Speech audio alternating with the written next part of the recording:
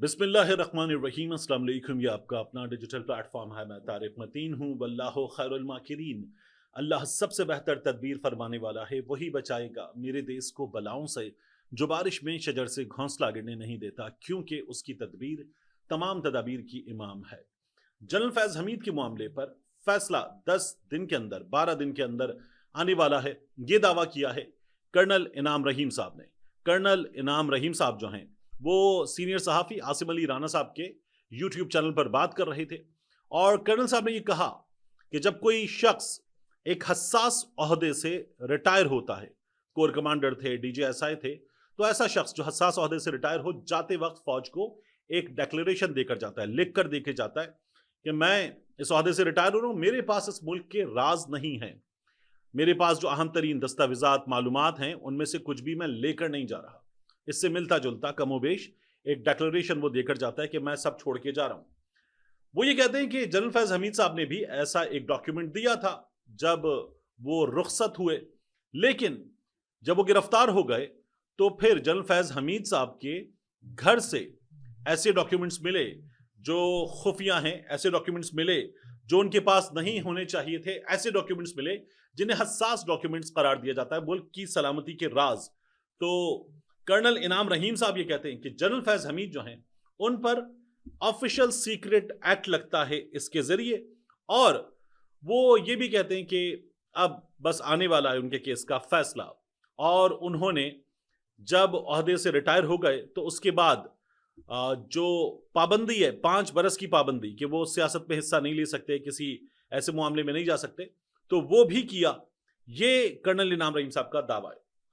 अब मैं आपके सामने एक चीज रखूं, कर्नल साहब के ऑफिस के वकील इस मामले में, जनरल फैज हमीद के मामले में एक फरीक के वकील हैं, एक पार्टी के वकील हैं। अब जो कर्नल इनाम रहीम साहब कर रहे हैं ये खुद खिलाफ वर्जी है, अपने हलफ की खिलाफ वर्जी है, फौजी अदालत के जो कोड्स हैं उनकी खिलाफ वर्जी है, वो ये नहीं बता सकते, लेकिन कर्नल साहब ये सब कुछ बता रहे थे।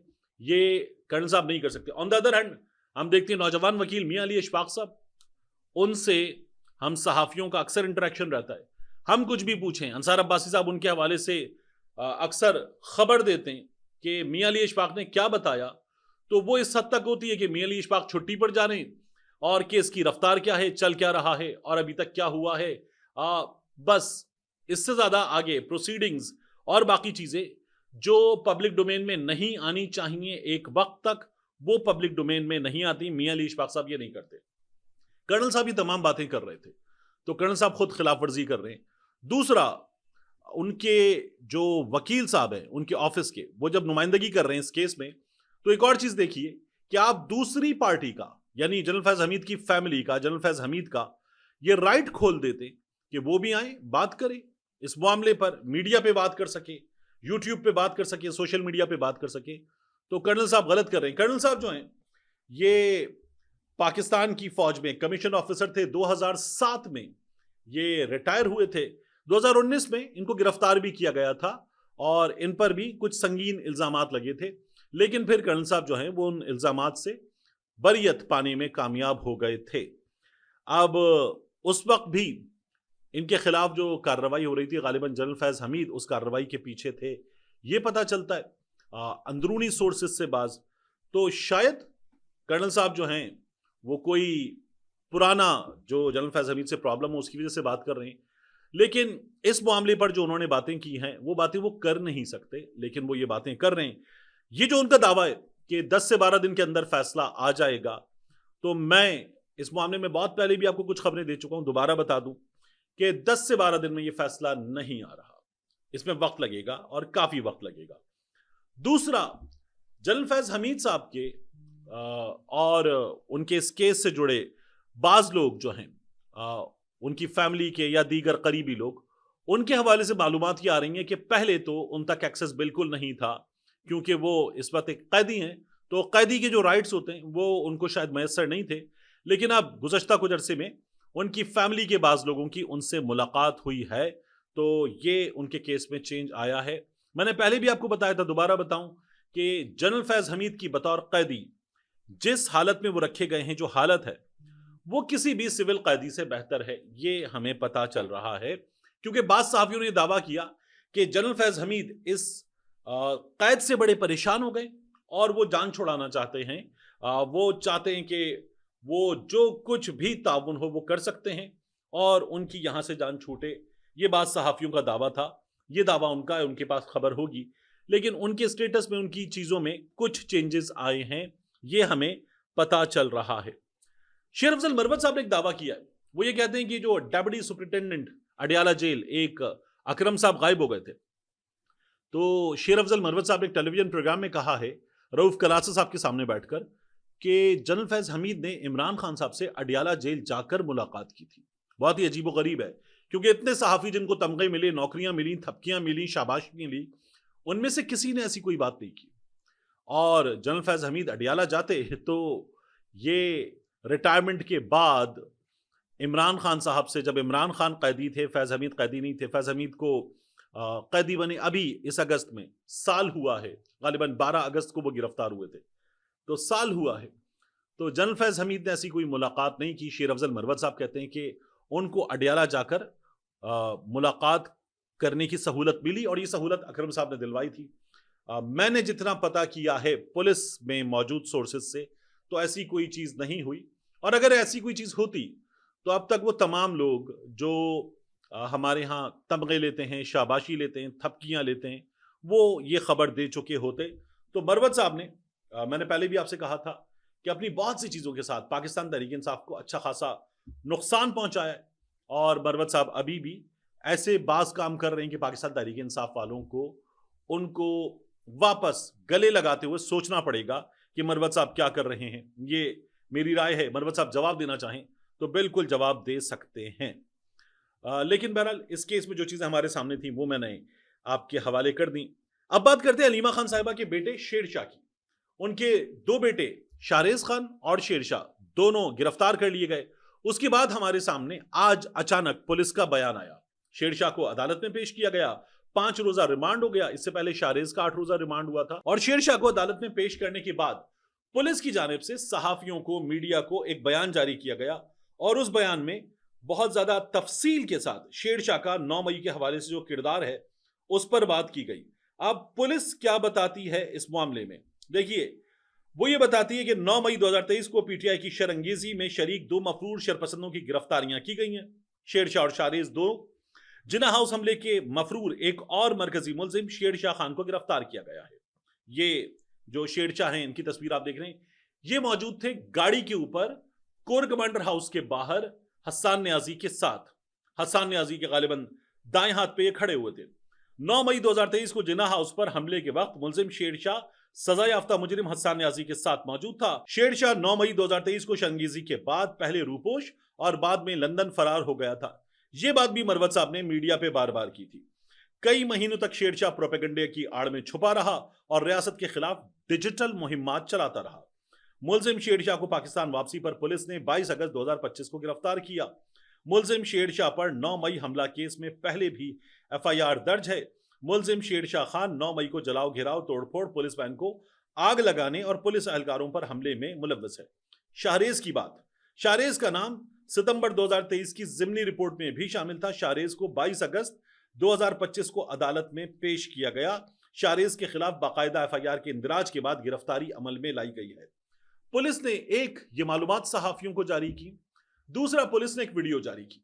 अब ये जो वीडियो आप देख रहे हैं ना, इसमें हसन न्याजी के साथ हमें शेरशाह खान नजर आ रहे हैं। दूसरी वीडियो में शाहरेज नजर आ रहे हैं, और वो जो पुलिस को पहले भी वीडियोस दी गई थी, ढन ढन ढन ढन बहुत तेज म्यूजिक लगा हुआ और बहुत तेज मोन्टाज बना हुआ, एफआईआर लगी हुई, मुख्तलिफ क्लिप्स लगे हुए, तोड़फोड़ हो रही है। जिन्ना हाउस नजर आ रहा है, और जिन्ना हाउस के अंदर की शॉट से उसमें यह दिखाया जा रहा है कि शाहरेज मौजूद है, अलीमा खान साहिबा के साथ मौजूद है, और इसे 9 मई बनाकर दिखाया जा रहा है पुलिस की जानिब से जारी की गई वीडियो में। अब ये जो वीडियो आप देख रहे हैं, मैं इसको पॉज करता हूं, और पॉज करने के बाद जो आपको दिखा रहा हूं, आप उसमें देखिए कि अलीमा खान साहिबा इसके साथ मौजूद है, शाहरेज खान मौजूद है। इसमें एक क्लिप में गालिबन ब्लैक ड्रेस में हमें खदीजा शाह साहिबा भी नजर आनी है, लेकिन जो हिस्सा मैं आपको पॉज करके दिखा रहा हूं उसमें ऊपर देखिए तो आपको नजर आएगा डीएचए के एक फेज का नाम, कसूर का नाम, कलमा चौक का नाम। तो ये रिंग रोड की वीडियो है, ये लाहौर के अंदर की वीडियो नहीं है, कोर कमांडर हाउस की वीडियो नहीं है, 9 मई के जो मुख्तलिफ मकामात थे जिन पर FIR दर्ज हैं, तो ये उनमें से किसी मकाम की वीडियो नहीं है। ये जो मवेशी मंडी लाहौर काना जलसा, उस मौके की वीडियो है। गालिबन ये गुज़श्ता बरस सितंबर का मौका था, तो ये तब की वीडियो है। इस वीडियो में शाहरेज़ अलीमा खान साहिबा के साथ नजर आ रहे हैं। और 9 मई वाले रोज शाहरेज़ खान लाहौर में ही नहीं थे, उनकी चित्राल से तस्वीर सामने आ चुकी हैं कि वो लाहौर से बाहर बहुत दूर चित्राल में मौजूद थे। ये उनकी अहलिया ने भी बताया, उन्होंने भी बताया, और इसके सबूत भी उन्होंने अदालत के सामने पेश करना चाहे। लेकिन जज साहब ने कहा कि 8 दिन का रिमांड दे रहा हूं, आराम से 8 दिन में अपनी बेगुनाही साबित कीजिएगा। ये शाहरेज़ खान के मामले में हुआ है। पाकिस्तान तहरीक इंसाफ वाले कहते हैं शेरशाह खान जो हसन न्याजी के साथ खड़े हुए हैं, वो भी उस रोज के पुरअमन मुजाहिरीन में शामिल थे। मेरी पाकिस्तान तहरीक इंसाफ के एक रहनुमा से बात हुई, उन्होंने कहा देखिए उस रोज आपको अंदलीब अब्बास साहिबा नजर आती हैं, उनके साथ खदीजा शाह साहिबा नजर आती हैं। अंदलीब अब्बास साहिबा ने पार्टी छोड़ दी तो अंदलीब अब्बास साहिबा जो गाड़ी में बाकायदा तौर पर मौजूद नजर आई 9 मई वाले रोज, वो बिल्कुल क्लीन ठहरी और खदीजा शाह साहिबा ने जेल भुगती। तो इसलिए 9 मई के मामले में ये पॉलिसी है। और शेरशाह खान जो थे वो रात में पहुंचे थे कोर कमांडर हाउस के बाहर मॉल ऑफ लाहौर के सामने, और उस मकाम पर वो हसन न्याजी के साथ मौजूद थे। इतनी बात है। लेकिन पुलिस ने जो शाहरेज़ खान की मौजूदगी दिखाई है, वो पुलिस ने गलत दिखाई है। शाहरेज़ खान और क्लिप जोड़कर दिखाई, ये फिर चीजें होती है जो खराब करती है पूरे केस को अदालत में। तो शाहरेज़ खान की मौजूदगी पुलिस गलत दिखा रही है 9 मई के हवाले से। नए क्लिप को जो 9 मई के काफी बाद का है, उसे 9 मई का क्लिप बनाकर पेश किया जा रहा है पुलिस हुक्काम की जानिब से। अजीबोगरीब काम है। इसके बाद मुझे एक और चीज आपके सामने रखनी है। सुहेल वड़ाइच साहब के मामले में मुफ्ती मुनीबुर रहमान साहब जो हैं, उन्होंने अपने कॉलम में एक चीज लिखी और कहा है कि सुहेल वड़ाइच साहब जो हैं, उनकी इब्तिला, वो इस वक्त जिस सूरत हाल से दो चार हैं। सुहेल वड़ाइच एक मोतदिल मिजाज शख्स हैं, ठहराव के साथ बात करते हैं, लिबरल और सोशल डेमोक्रेट हैं, तारीख आलम का अच्छा मुतालिया है, अपनी सोच के मुताबिक मुल्क को मिल्लत के मसाइल में तवाज़ुन, एतदाल और इस्लाह अहवाल के कायल हैं। इजहार ख्याल के लिए इस्तिआरात, तलमीहात और तशबीहात और तमसीलात का अंदाज उन्होंने इसलिए इख्तियार कर रखा है कि बात भी हो जाए और पकड़ाई भी ना दें, लेकिन ताबा के यानी आखिर कब तक। तो वो ये कहते हैं कि सुहेल वड़ाइच साहब पकड़े गए बिलाखिर, और दूर से अहवाल का मंजर देखने वाले नाजिर की हैसियत से हमारी दानिश में उनसे थोड़ी सी बेएहतियाती हो गई है। सुहेल वड़ाइच साहब से थोड़ी सी बेएहतियाती हो गई। अब वो लंबी बातें लिखते हुए कहते हैं, रिवायत बिल माने में कुछ हज़फ व इजाफा भी हो जाता है और कभी इल्जाम भी लग जाता है, यानी किसी के कलाम की कोई ऐसी तावील करना जो कायल से मुराद यहां है कौल वाला, जिसका कौल है, जो कहने वाला है, जो कायल की मंशा के मुताबिक नहीं है। यानी फील्ड मार्शल साहब कहने वाले थे जो सुहेल वड़ाइच साहब ने लिखा, जो कायल की मंशा के मुताबिक नहीं है। नीज कभी कायल ये भी चाहता है कि उसकी बात मुताल्लिका हलकों तक पहुंच जाए, लेकिन उसका हवाला ना आए। अलगर्ज मंजूरी के बगैर हवाला देना दुरुस्त नहीं था, लेकिन उन्हें रियायती नंबर देने चाहिए। सुहेल वड़ाइच साहब के लिए वो कहते हैं रियायती नंबर देने चाहिए, हम सबको मिलकर आगे चलना है। मुफ्ती मुनीबुर रहमान साहब ने सुहेल वड़ाइच साहब की सिफारिश की है। मुफ्ती मुनीबुर रहमान साहब ने किसी सियासतदान की सिफारिश नहीं की। लोग गायब हुए, गिरफ्तार हुए और लापता रहे, किसी की सिफारिश नहीं की मुफ्ती मुनीबुर रहमान साहब ने। इमरान रियाज खान गायब हुए, यहीं इसी मुल्क में गायब रहे, कई महीने गायब रहे, वापस आए तो बहुत बुरे हाल में थे। मुफ्ती मुनीबुर रहमान साहब ने उनकी भी सिफारिश नहीं की। मुफ्ती मुनीबुर रहमान साहब ने कुछ और सहाफ़ी गायब हुए और करप्शन की स्टोरी करने पर गायब हुए, तशद्दुद का निशाना बनाए गए, उनकी भी सिफारिश मुफ्ती मुनीबुर रहमान साहब ने नहीं की। लेकिन सुहेल वड़ाइच साहब की सिफारिश कर रहे हैं और वो कह रहे हैं कि नाराज हो गए, तो जो लोग नाराज हो गए वो सुहेल वड़ाइच साहब के लिए रियायत करें, क्योंकि हमें मिलकर आगे चलना है। ये मुफ्ती साहब कहने की कोशिश कर रहे हैं। मैंने जितना चेक किया है तो सुहेल वड़ाइच साहब के खिलाफ सिर्फ इतनी बात हुई है कि वड़ाइच साहब ने जो बातें लिख दी हैं वो बातें नहीं की गई। इससे आगे वड़ाइच साहब के खिलाफ कुछ भी होता हुआ नजर नहीं आ रहा। लेकिन मुफ्ती साहब उनके लिए रियायत मांग रहे हैं और बहुत से मामलात थे इस मुल्क में, बड़े बड़े मामलात। मुफ्ती साहब ने किसी मामले में, अरशद शरीफ शहीद के मामले में, किसी मामले में कोई बात नहीं की। और सोहेल वड़ाइच साहब के लिए मुफ्ती साहब जो हैं वो रियायत मांगने फौरी तौर पर आ गए। मुमकिन है इसलिए भी कि मुफ्ती साहब अक्सर लिखते लिखाते रहते हैं, छपते हैं, और सोहेल वड़ाइच साहब के पास एक बहुत बड़ा और ताकतवर पेज है और उस पेज के वो इंचार्ज हैं। तो मुमकिन है कि मुफ्ती साहब इसलिए बात कर रहे हो, मुमकिन है कि मुफ्ती साहब सिर्फ इसलिए बात कर रहे हो कि उनकी राय में ये बात करनी चाहिए, सोहेल वड़ाइच साहब के लिए रियायत होनी चाहिए। लेकिन मुफ्ती साहब, अगर आपको रियायत मांगनी है तो इस मुल्क में बहुत से लोग थे जिनके लिए रियायत मांगना आपकी जिम्मेदारी बनती थी, मगर आपने वो जिम्मेदारी अदा नहीं की। सोहेल वड़ाइच साहब के लिए आप रियायत मांगने आ गए, चलें, आपकी मर्जी है, अच्छी बात है। लेकिन तकलीफ दे है जो कुछ आपने यहां किया है, क्योंकि आपने कई जगहों पर अपनी जिम्मेदारी अदा नहीं की है। एक बहुत अहम मामला है सिक्योरिटीज एंड एक्सचेंज कमीशन का, और हमें यह पता चल रहा है कि चेयरमैन SECP और कमिश्नर्स, इनकी तनख्वाहों में सालाना 1.5 अरब रुपए का गैर कानूनी इजाफा हुआ है। अब ऑडिट रिपोर्ट यह बताती है कि SECP के माली मामलात पर संगीन खदशात सामने आए हैं, जिनमें चेयरमैन और कमिश्नर्स के लिए तनख्वाहों के पैकेज में गैर मजाज इजाफा शामिल है। ऐसा इजाफा जो अथॉरिटी के बगैर हुआ है, सालाना 156 करोड़ से जायद बनता है। ये 1 अरब 56 करोड़। तो ये कल्बे अली साहब की स्टोरी है डॉन न्यूज में, और वो ये बताते हैं कि ऑडिटर जनरल ऑफ पाकिस्तान ने ये रिपोर्ट मुरतब की, जिसमें कहा गया कि कानून के मुताबिक SECP को तनख्वाहों में इजाफे के लिए वजारत खजाना से मंजूरी हासिल करना जरूरी है। ताहम securities and exchange commission of Pakistan की इंतजामिया ने 17 अक्टूबर 2024 को पॉलिसी बोर्ड के इजलास में मुलाजमीन की तनख्वाहों में इजाफे की मंजूरी दे दी, जो यकम जुलाई 2023 से मौसर करार दी गई। 17 अक्टूबर 2024 को तो करोड़ों रुपए एक साथ भी मिलेंगे, क्योंकि साल प्लस से इसको मौसर करार दिया गया, तो पूरे साल का इजाफा और साल से ज्यादा का इजाफा ये मिलेगा। ऑडिट रिपोर्ट में इंकशाफ हुआ है कि SECP के चेयरमैन आकिफ सईद की तनख्वाह का पैकेज माली साल 2023-2024 के लिए 41 करोड़ 53 लाख रुपए तक पहुंच गया, जबकि हर कमिश्नर को बैकडेट तनख्वाहों के इजाफे की वजह से 35 करोड़ 80 लाख रुपए मिले।